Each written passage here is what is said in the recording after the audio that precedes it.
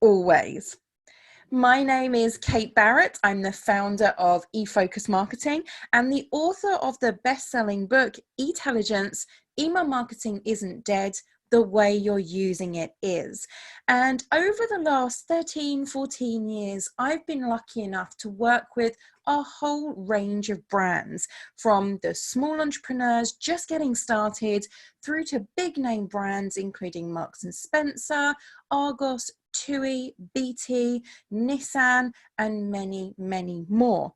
And I've seen the good, the bad, and the ugly of email marketing. And I'm here today to show you how you can use email intelligently to communicate with your subscribers, your customers, your prospects at a level that is really going to help to engage them and move them forward with your brand.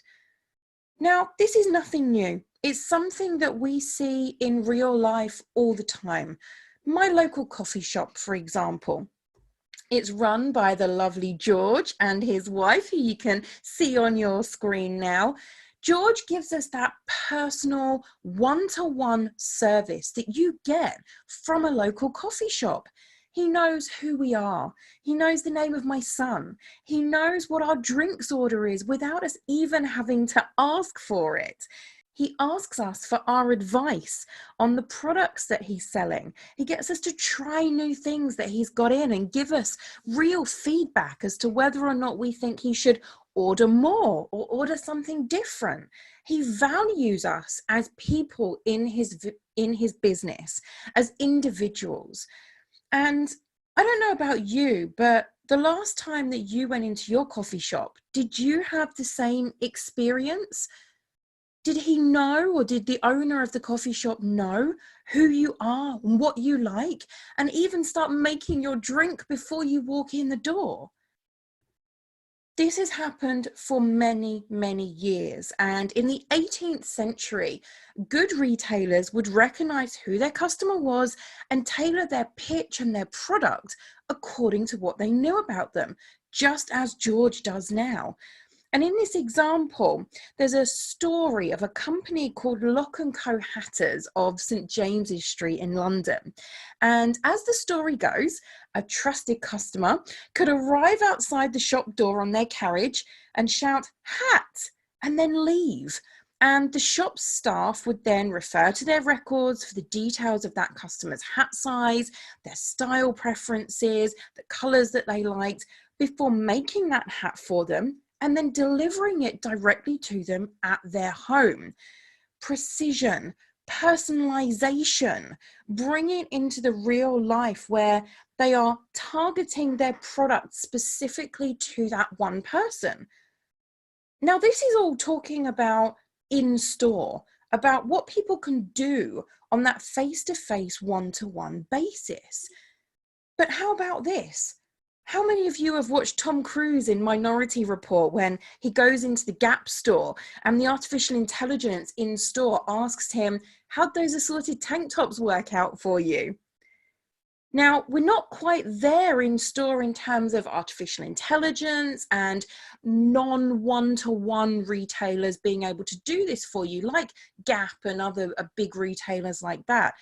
But actually, although we're not there in store, we are there online. We can do this right now. We can allow people the personalization of targeting our messaging, how we communicate with them, when we communicate with them, precisely to what they've done before and what that next best action might be, putting them at the heart of our communication strategy.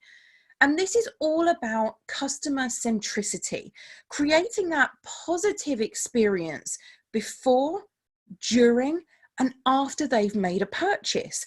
It's the old way of doing things online where we batch and blast, send the same thing to everyone, versus the new way where we get personalized. We make that engagement that people have with our brands online, and particularly through email marketing, easier, more engaging, more accessible, and we wow them with what we have.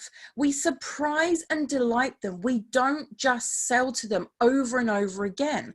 We get innovative and clever and intelligent about how we are communicating that sales message to people and how we help them in between to build loyalty, to build relationships, and give them what they want. And what they want is personalized experiences.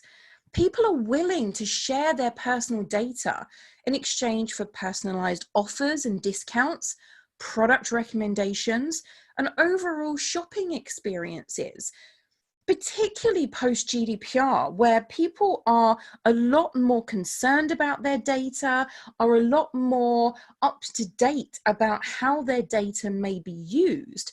If somebody has given you the opportunity to store and use that data and you don't do it, you are missing the ability to target them in a way that is going to have a much greater chance of helping them through to your desired goal, but also to meet their needs. But of course, there really is that switch between what they want and what they're allowing you to do and what's creepy. There's that privacy versus personalization debate. And on that one hand, customers really desire greater personalization, but they are concerned about that creepy use of data. You have to be smooth, you have to be natural and not creepy. So how many of you have heard the example of Target and their personalization and targeting around different phases of a woman's pregnancy?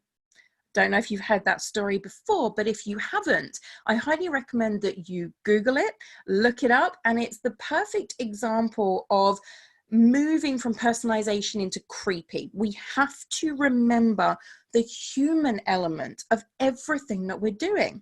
And in this example, as a quick summary for you, Target took a load of data that they had and they analyzed it, and they found that during specific stages of pregnancy, women were more likely to buy certain products.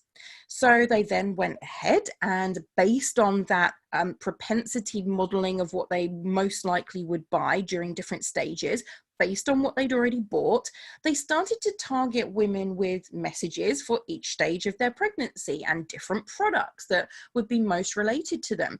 But they were overtly obvious about it. They weren't smooth, perhaps. They didn't take into consideration that, particularly with something like pregnancy, it's a very personal experience. It's something that can change, perhaps if a miscarriage happens, or perhaps if there was a false positive on a pregnancy test, or perhaps if somebody is a surrogate for somebody else and they don't actually end up having the baby themselves.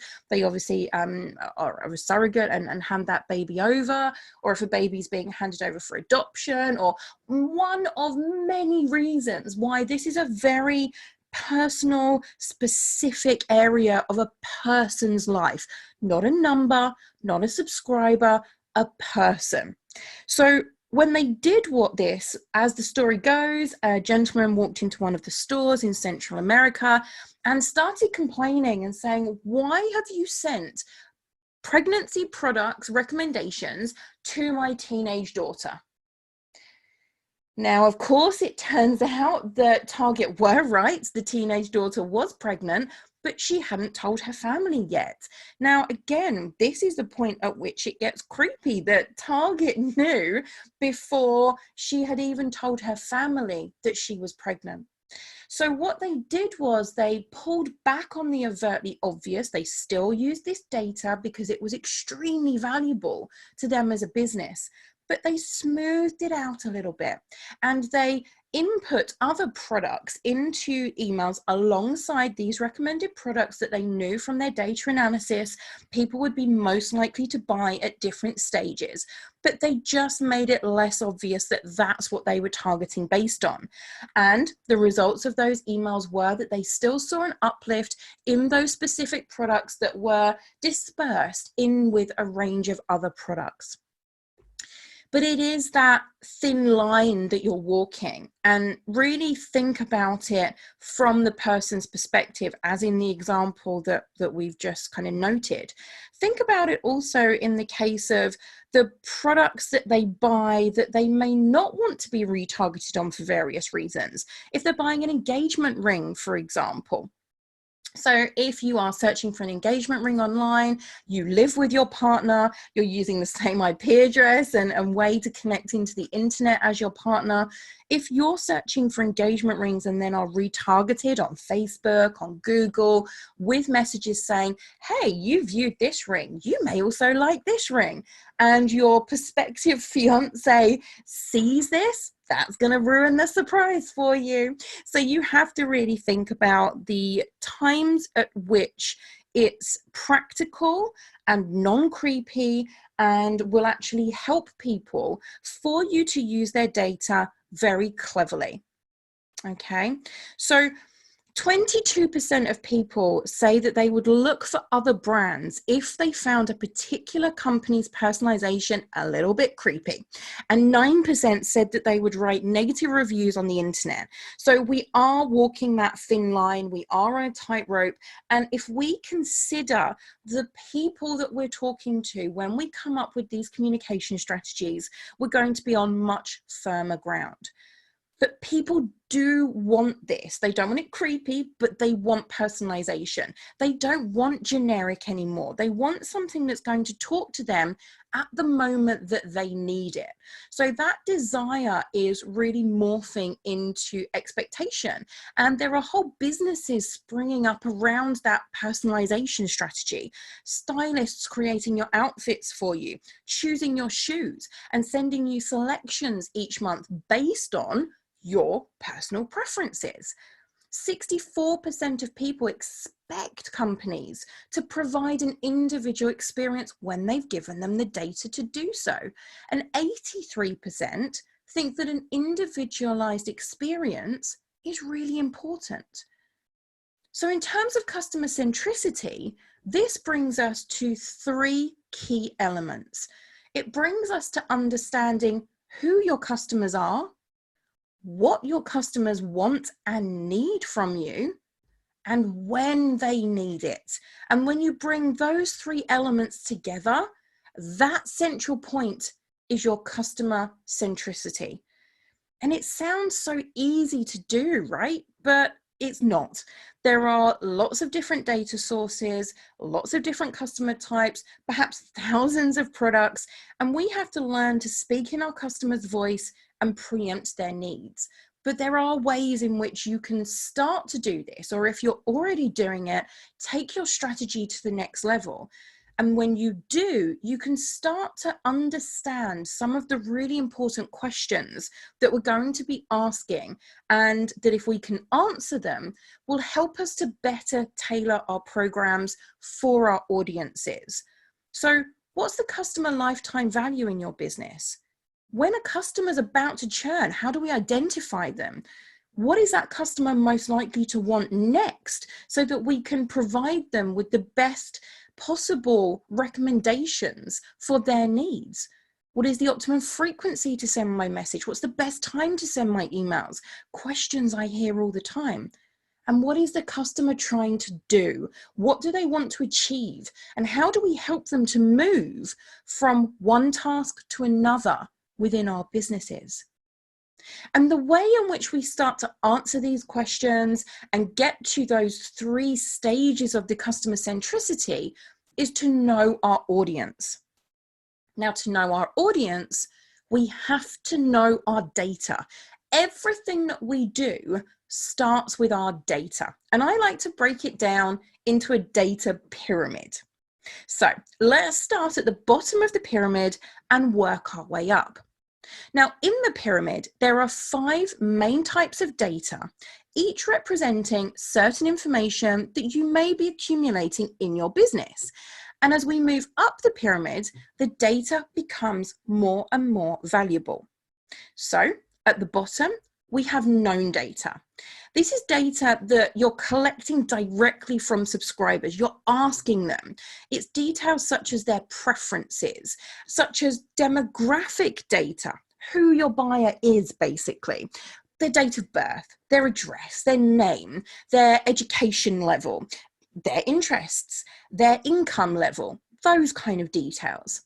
Perhaps you're more of a B2B business and you're collecting more firmographic data. So information that's used to categorize businesses, where they're based geographically, the number of clients that they have, the type of organization they are, the industry they're in, the size that they are.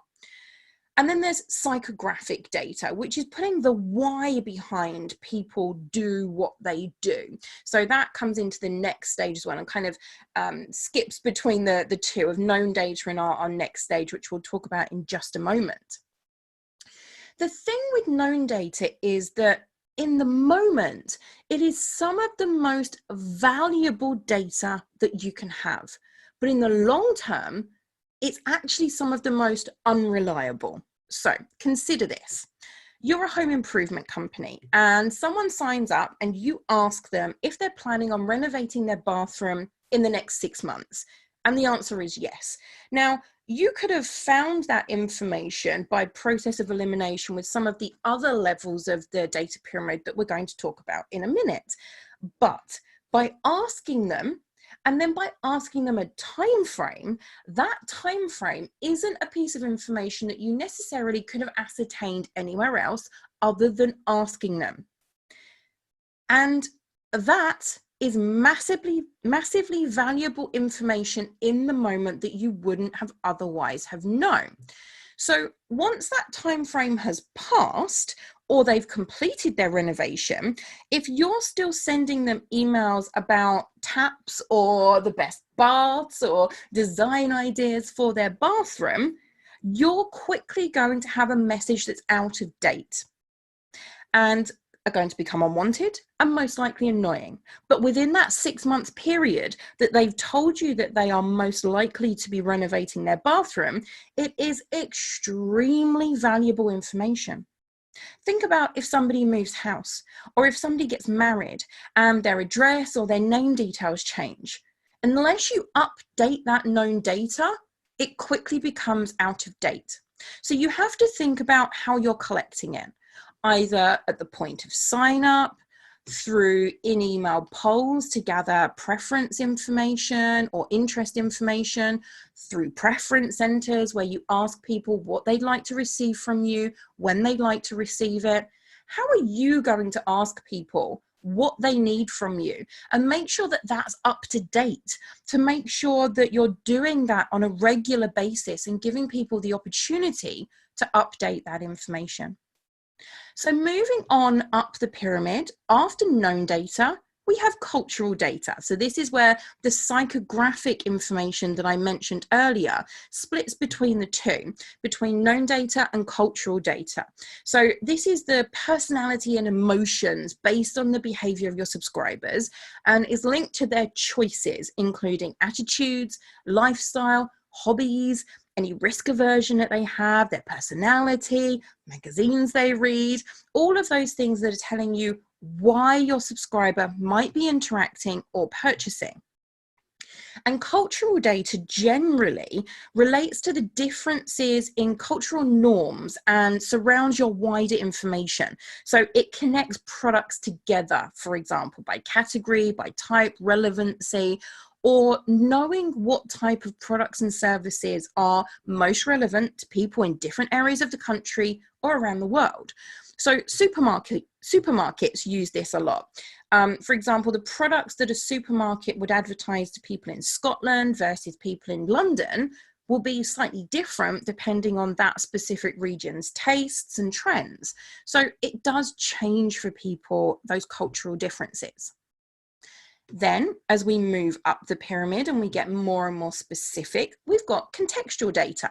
So this includes information about what's happening for the subscriber right now, such as where they are geographically, what device they're using to open their emails on, current weather conditions, and this can change in real time. So changing sections of your email, such as countdown timers, weather forecasts, maps, delivery trackers, social media feeds, depending on what's happening for them right now.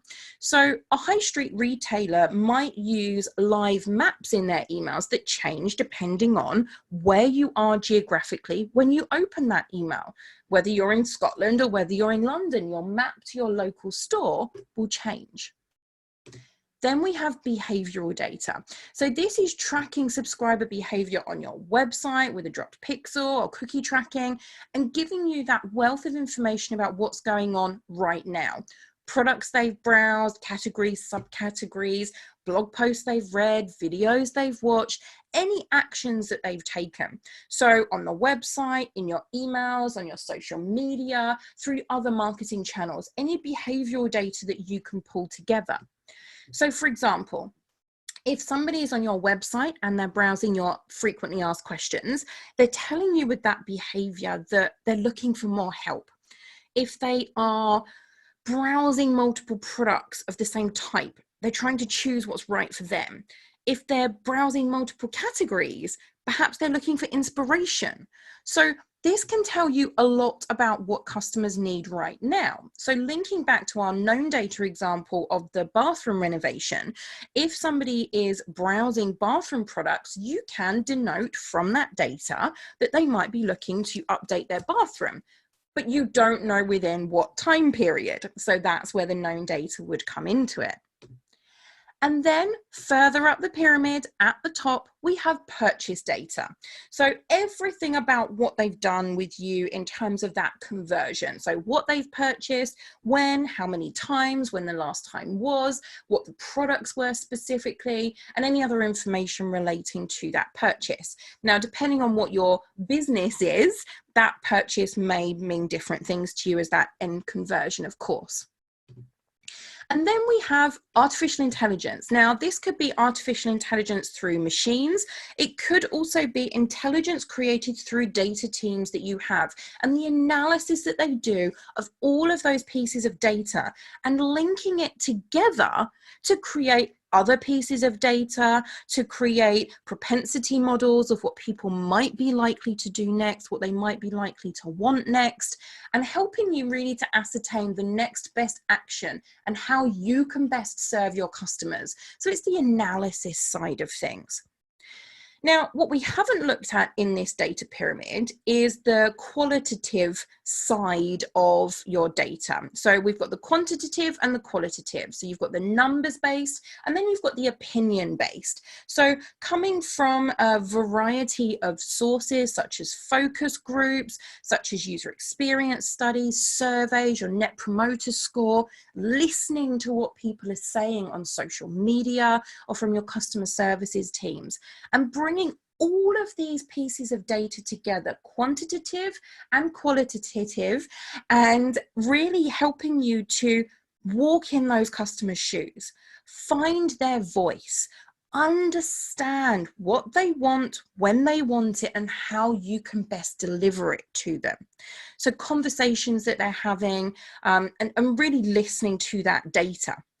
And if you don't know, then ask them what they want. Come back to that known data. But you've got to think about how you collect that data, whether you ask for it, whether you track it, or whether you analyze it. And doing a data audit is a great way to start getting a handle on what data you have in your business now and what data you might like so that you can better understand your customer. And we need to bring in our own human voice, our own perspective on what may or may not be damaging for people. So we had the Target example earlier around the pregnancy. Now that's not something that a machine, unless you plug it into the machine, is going to be able to know. That's a human feeling, a human emotion. And we have to make sure that our strategies aren't just data-led, but they're human-led as well. So this is an example from Kath Kidston that I received in the last few weeks, actually, asking people if they want to opt out of Mother's Day emails. It's not a problem. Click there. They'll take you out of that specific communication type, because Mother's Day, Father's Day, Valentine's Day can be really emotional times for people, and they may not want to be receiving these types of messages. So think about how you can have that human focus, as well as your data-driven marketing. Personalization is challenging. Accessing the right data, getting that senior level buy-in, scaling up, but the value of personalization is there. And although it can be hard to determine, one thing that you can do is really to show what happens when you do and don't have personalization in place. Show them how you're currently communicating with people and how it's not serving the customer first. Test it. Test on a small basis, find those positive returns, and then look at how you can scale that up and deliver that personalization. So let's break down these 3 elements in a little bit more detail, just to go through and give you some examples. The first is to look at who you're talking to, figuring out who that one person is, who that individual customer is that you're talking to. So some of you may have customer personas where you're targeting people based on segmenting them into groups of the type of people that they are. So HubSpot did this, and that's the example you can see on your screen. So they had Marketing Mary, Owner Ollie, Enterprise Erin, and there were differences between those types of people. But when they could visualize who they were and bring those similarities together to create segments based on personas, they could better talk to them in the tone of voice with the right imagery that connected with them. And this really helps them to increase their click-through rates. Think about pizza companies. Most people like pizza and it's the same product, but when you look at the TV advertising, for example, you'll see different types of ads. You'll see imagery of a group of friends together on a Friday night, having fun, laughing together, sharing those experiences, versus a family on a Saturday night where mum and dad don't have to worry about cooking. They don't have to worry about doing the washing up, and the family can spend that quality time together. Same product, different tone, different imagery. And that's how personas come into play in your segmentation strategy to target the who. RFM analysis, for example, really bringing together that purchase data to work out who your best customers are and who at the other end might be at risk of lapsing, and everyone in between. So you can change your messaging strategy depending on whether or not they're your champions who are most loyal and are going to keep coming back to you regardless, or the ones that need a little bit more of a push and slightly different messaging, different offers to move them through that process and help to really understand how to communicate with them better.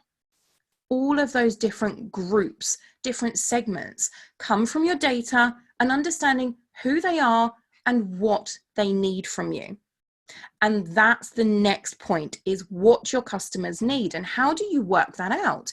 We know they want relevant offers, to be remembered, to feel listened to and understood, and to be in control. And we know that that works to increase our results. So we can use artificial intelligence to work out the next best action, the best product. So for example, if you have been tasked with maximizing your product margins to meet company objectives, you would serve up not only the most relevant products based on previous purchase, based on behavioral data and what they've been browsing, but also those within those categories with the highest margins, to set the best messaging that we can in terms of tone, sentiment, in your copy, in your subject lines, in terms of the imagery that you use. There's lots of different ways that we can use that learning to pull from our data and change our messaging so that it changes our content based on what consumers want. 80% like it when emails they receive from retailers recommend products to them based on previous purchases, for example. We've got an example on the screen from Netflix where they're giving recommendations on what you might like to watch based on what you've watched before. Price alerts where something in your basket has changed price and you're helping the customer by telling them the price has gone down. Perhaps by personalizing in your imagery, personalizing with when you send your emails, with birthday emails and specific offers related to that time in a person's life, telling people what's been happening in their account and encouraging them to come back and interact more. But be careful, because like with the Target example, personalization can sometimes go wrong. And there's an example here from Uber where they are pulling in how many minutes you've ridden with them or how many rides you've taken. Now, what should have happened is if it was under a certain number of minutes, under a certain number of rides, that message should have changed to encourage that subscriber to come back and ride again. In this example with a live store map to the local store. But unfortunately, in this case, the customer's local store was over 3 hours away from their home address. So again, there should have been some locality metric put into place where if it was over a certain number of miles or time, that changed to an on-store call to action, that changed to an on-site call to action for them to come back through and buy online. We have to understand who we're talking to. Again, bring that human element in. And that goes for not just how you personalize your messages, but for your design as well, and how you make it accessible for everybody. So by designing for someone with a permanent disability or someone with a situational limitation. So for example, if somebody is a new parent and they're holding a baby and they can't move around and have that dexterity anymore. If they perhaps got a temporary arm injury, or perhaps they are disabled and have a disability that they are missing one of their limbs, where it's a permanent disability. And in each of those different areas, we need to consider how we're building our marketing strategies, and specifically in this case, our email marketing strategy. So there's a great breakdown here from the wonderful Taxi for Email that I've stolen. And it breaks it down into those 4 key areas. So hearing, when you're using video in your emails, provide subtitles and captions. If you're using visual elements in your emails, code for screen readers and design for visual impairment. I've got some examples of that for you in just a moment. Dexterity, make sure your emails are easy to interact with and tab through. And cognitive, make sure they're easy to understand and to read. So in terms of the color and contrast, making sure that there's enough contrast between your colors, and there's a great tool on the screen there that you can go and have a look at to see what your contrast ratio is, so that there is enough difference between your colors, between, for example, text on a background color, that you can read what's on it. Making sure you don't use animated images that flash at certain rates because of photosensitive seizures. Making sure that you're designing with screen readers in mind. And don't forget that this is the perfect example of a permanent and a situational disability. So, for example, screen readers for those who are blind, but also perhaps using Alexa or Siri to read out your emails to you, perhaps if you're driving or you're trying to multitask and do different things at once. This is how technology is progressing, and making sure that our emails are designed for accessibility is where we need to be to move forward and make sure that everyone can be included in our messaging. How you code your emails using semantic elements so that screen readers can easily scan through the emails using your P tags and your H tags.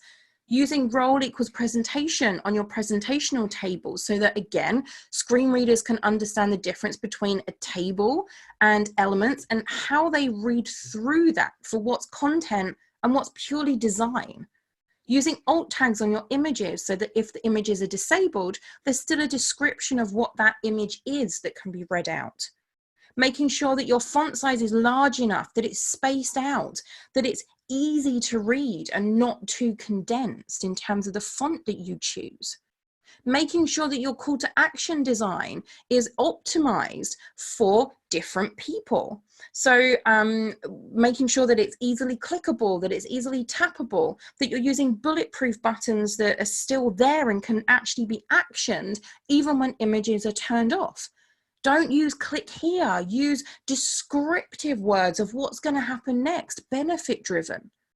And this helps people in all situations, and it helps people across multiple different devices and with permanent and situational disabilities. So again, to bring that human element into your marketing is so important in every sense.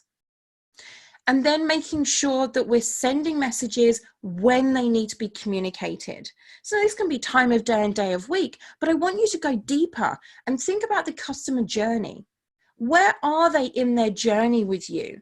Are they moving from those beginning stages when they just find out about you and sign up for your emails and you welcome them in, to research and consideration, where you deliver the content that they need to move forward and decide to make a purchase from you, sign up to your software, to buy that product? What do they need to know to move them through? So abandoned basket emails, abandoned form emails, abandoned browse emails, your standard newsletters, your sales emails will all fall into the research and consideration phase. And then how do we make the purchase and follow-up experience stage as amazing as possible so that people want to come back to you? So in these examples, the brands are using video to show how to better use those products. If we can build loyalty now and give them that wow experience, thrill them, delight them, we're going to make that next stage when they're in loyalty and repeat purchase so much easier. Now, I'm sure some of you have seen these kind of emails where you use data to make people feel special. And EasyJet did that by reiterating data back to people. Fitbit do it.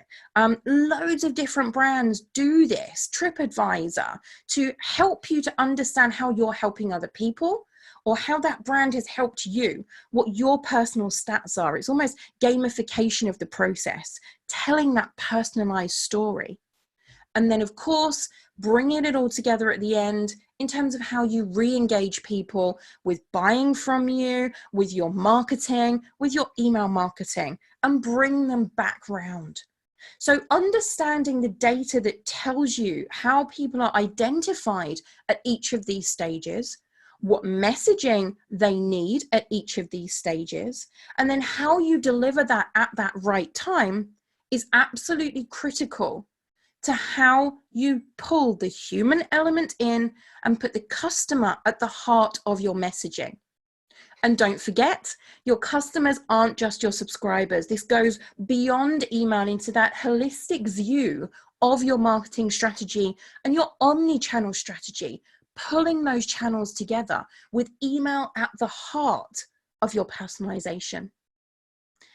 So I just want to leave you with my 5 steps as a summary of what we've talked about today to create a truly personalized experience.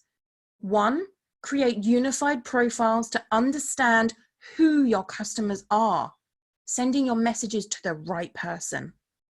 Create tailored messages for each of those people, either at a segmentation group level, or if you can, at a one-to-one personalization, product recommendation, article recommendation level. You can use AI-driven technology to help you to do that at the more advanced stages.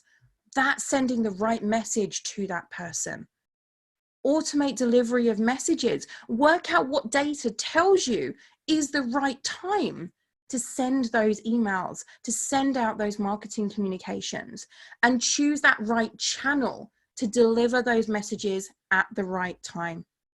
And then analyze, test, optimize, and repeat so that you can send the right person, the right message at the right time, through the right channel, and optimize how you're talking to customers based on their own data and their needs. So don't forget intelligence, putting the customer at the heart of everything that you do in all ways, always. Thank you so much for listening today. I hope you found that useful and inspirational. Please do get in touch with me if you would like more information about how we can help you to implement intelligent email in your business. Grab a copy of my book on Amazon, or check out my new website, Email Design Guru, for inspiration from around different industries on how you can make amazing email marketing that really meets the needs of your customers. So I'm going to throw it open to any questions that anyone might have. I'm here to answer them for you. Thanks, everyone.